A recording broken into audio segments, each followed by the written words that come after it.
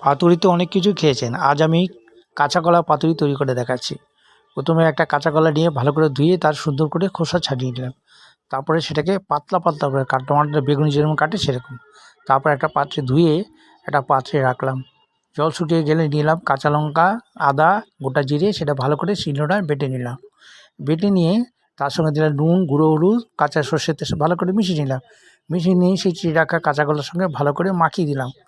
সব কটাকে মাখালাম, ধরে ধরে সব কটাকে মাখিয়ে নিলাম। মাখিয়ে নিয়ে নিলাম কলা পাতা, সেটাকে ভালো করে ধুয়ে একটা গরম কড়াইতে সেঁকে নিলাম যাতে নরম থাকে। তারপরে মাখানো কাঁচা কলাগুলোকে ভালো করে কলা পাতা মুড়িয়ে একটা গরম কড়াইতে বসিয়ে দিলাম। দিয়ে সামান্য একটু জল দিলাম, জল দিয়ে ঢেকে দিলাম।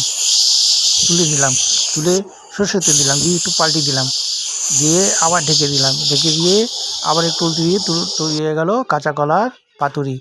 ভালো লাগলে সাবস্ক্রাইব করুন।